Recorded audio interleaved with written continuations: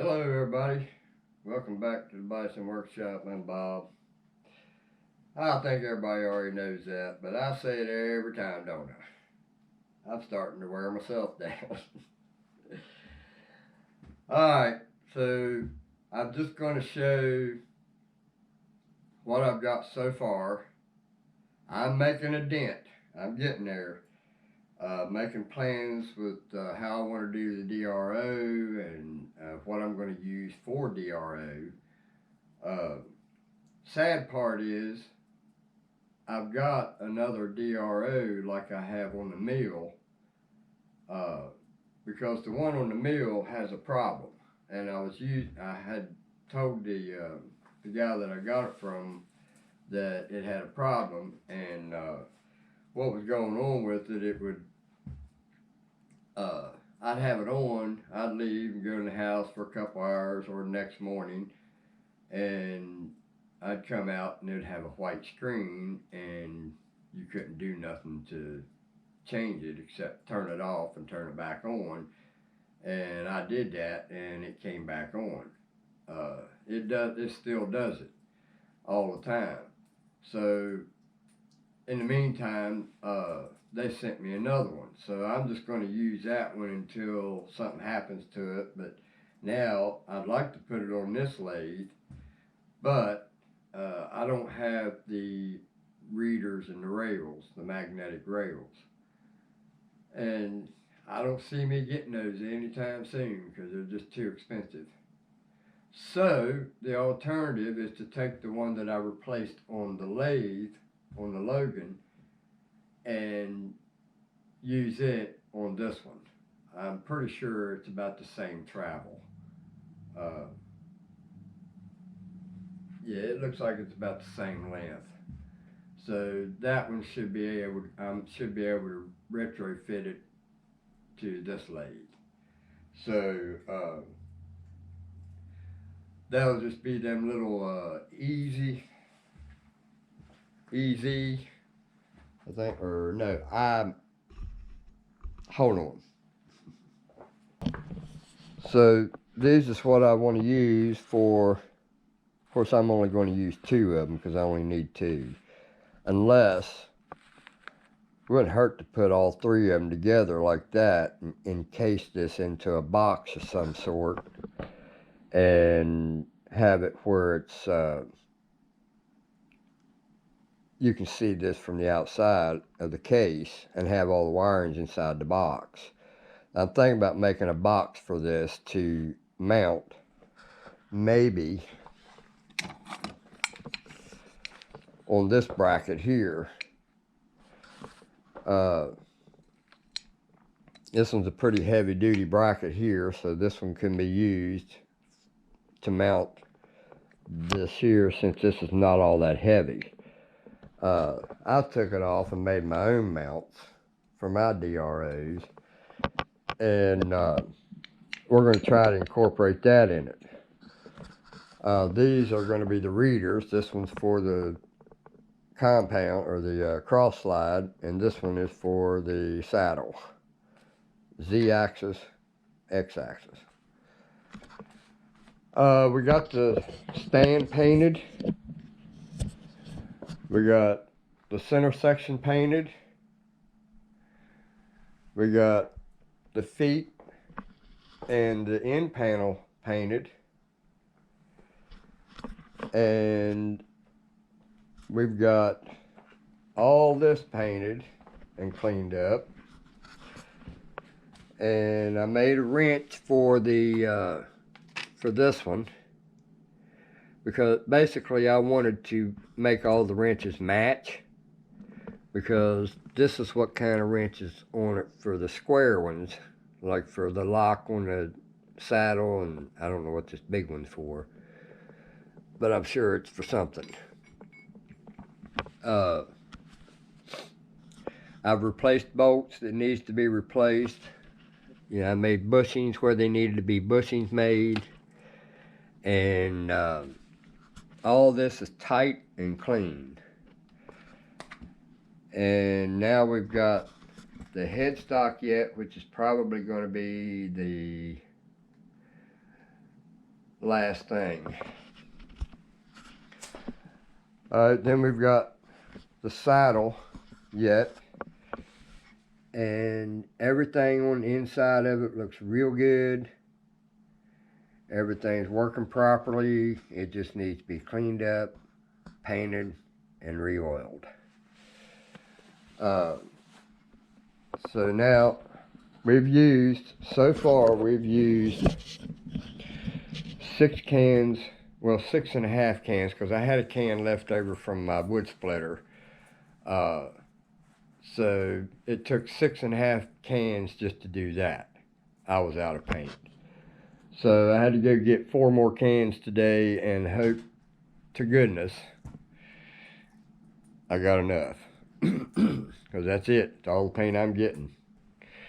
So we still got the door to do, the panel on the leg, inside of the leg, and the access panel and the belt cover. We still got that. Now that's going to probably take 2 cans right there. So the rest of it's not going to take so much. So now we're going to talk a little bit about this. Now we're going to inspect the gearbox. So we got all of our bolts here so we didn't lose them when we took them out. We've got to, for starters, I found this out to start with, I need to replace that oiler.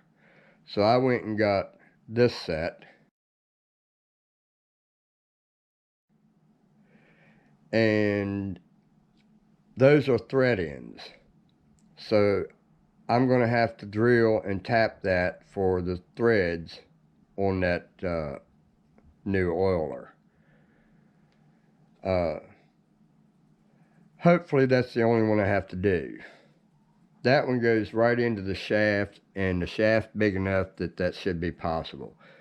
So that means that I'm probably going to have to take this apart. So we want to check and see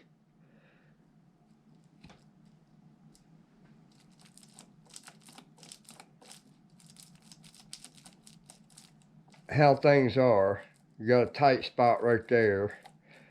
But this thing's got so much freaking nasty grease, it's catching, because it can't hardly get past whatever's in between them gears. They are just caked up really bad. These are not supposed to have grease in them. That's why they have oilers. They're supposed to have oil in them. Grease is just a disaster. It's going to end up tearing these gears up if they haven't already. They seem to be in good shape. I don't see any teeth missing. So then you want to check these right here. It's got a little bit of play in it on that one. We have no play on that one. This is the shaft for this row of gears here. This is the shaft for this row of gears on the bottom, or whatever that is on the bottom.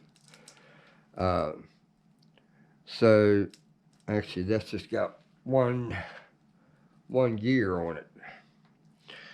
This one has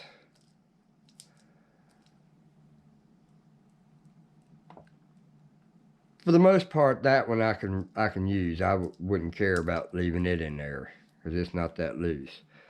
All right, so let me wipe my hands off here and let's flip this around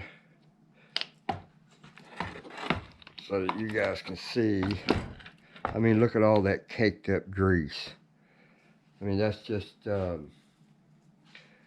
ridiculous.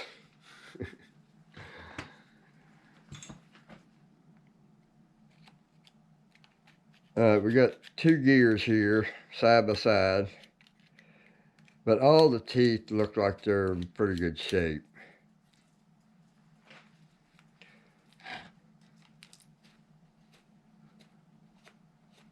Yep, they seem to be in pretty good shape. So then this thing's a little awkward to move around.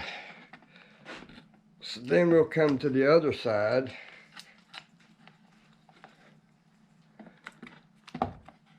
And inspect this side.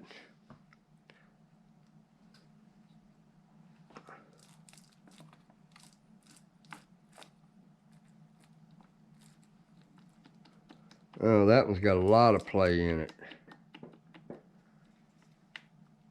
Yeah, we got quite a bit of play on that one. So that one needs to be replaced. So I'm gonna have to, I'm definitely gonna have to take it apart now. I am not looking forward to that. I hate taking these things apart. I've never taken one apart, but I was pretty happy sticking to that. To be honest with you. I mean, to be honest with you, man, for me, tearing these things apart are horrifying for me because I don't want to do nothing wrong. I might get in and find out it's just pretty simple, but it's pretty intimidating when you look in there with all them gears.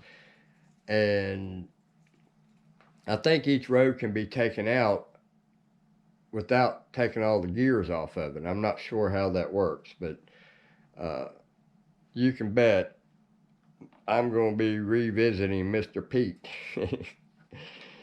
He took one of these apart, I think. And this is basically the same thing as an Atlas. And in fact, the plate on the front of it clearly says Craftsman Commercial. Alright. But when I was cleaning this thing up, I seen something. And what does that say right there? That says Atlas. Stamped right in the casting. And then WES.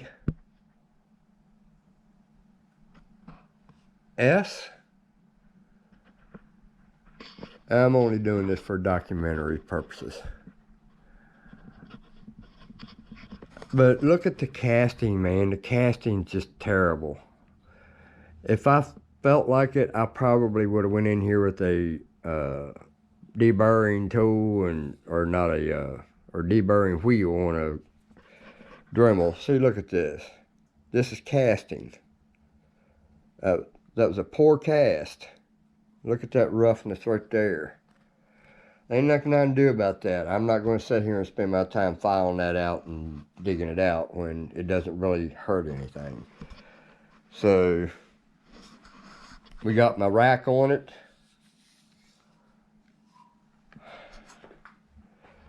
It's the only rack I'm ever going to touch again.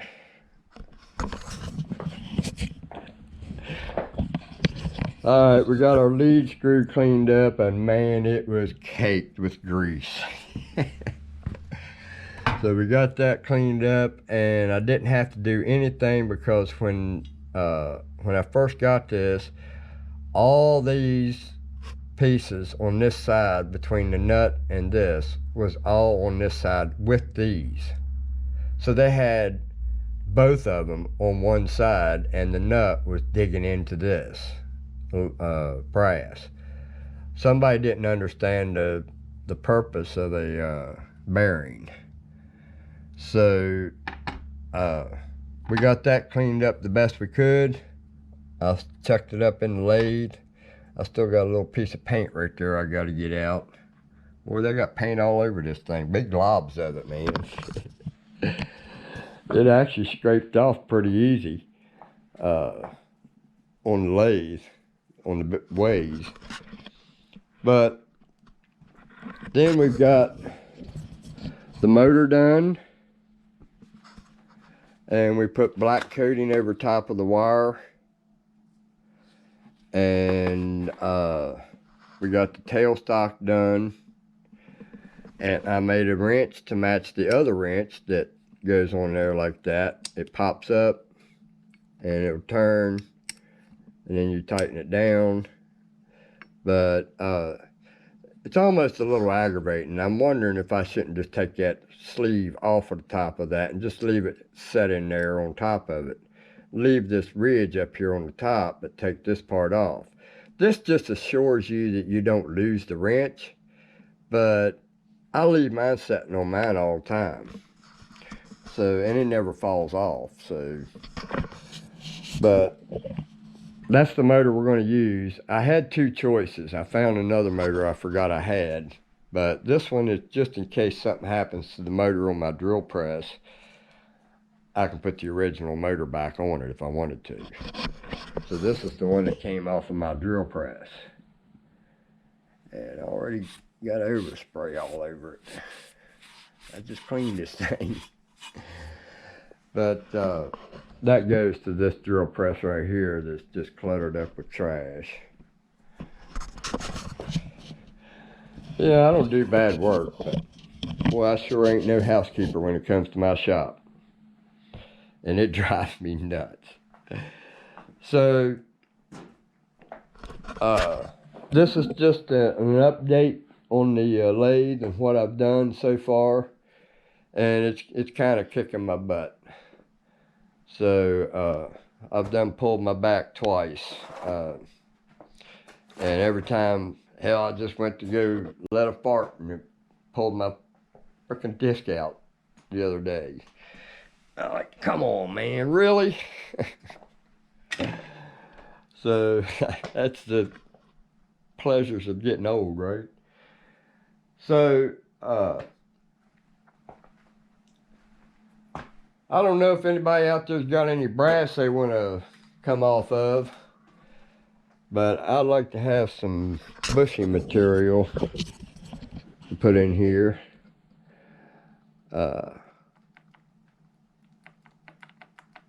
Oh, I turned it around. It's this one over here. Yeah, that's a lot of play. So we're going to have to replace that. Because when that's like that, when your gear gets under load and it's pushing it in that direction, it's pushing it away from the gear that it's messed to. Remember, they are tolerances that you have to worry about. And if you loosen that tolerance, you're going to have a lot of chatter.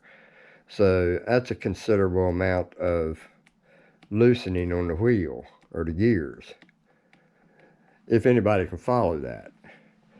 But I'm just worried about how to get them apart. That looks like it might be a set screw, so hopefully there's a set screw there that will let me take this one out. I'll take this bracket here off, but definitely got to get some pictures before I clean it, after I clean it, so that I can remember how this went back together.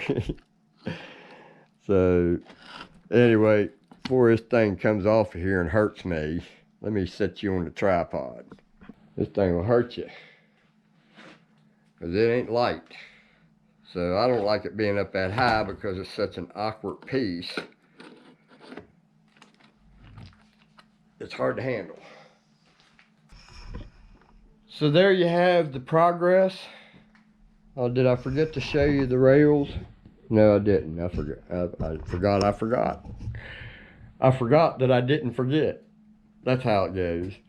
Anyway, hope y'all see something that helped you out. Maybe you're building one too and you want to see how things go together or what things look like before and what they're supposed to look like now. So I think I got one problem with the, not a problem, it's just an inconvenience, because I took it apart and didn't take a picture of it, so now I don't remember how the hinge went on the door. So now I have to wait until I'm ready to install it before I can figure it out and drive my pins in. But I think the saddle's going to be just fine. I think the ways are going to be just fine, because for the simple reason, this groove in here, it is deep, but there's a flat spot over here that's the exact same height as the this part right here. So that tells me that if I think this goes past this, the saddle.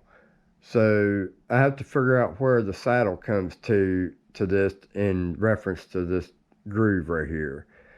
If it's on the other side of this, it's still going to be riding on a flat surface, two of them. It'll be on this one and this one. So I'm hoping that's the case. If it's not, it's still going to be precision enough for me. Just have to work around it, I reckon. I mean, I looked up a ways for that lathe, and the closest one I could find was like $100 and some dollars. I want to say 169 or something like that, but there was going to be shipping on that too, and I couldn't even afford to get it if I wanted it. So it's going to have to live with that lathe. Too bad they didn't make these lathes reversible. Yeah, drill both sides the same, have the place to put the rack on the other side too.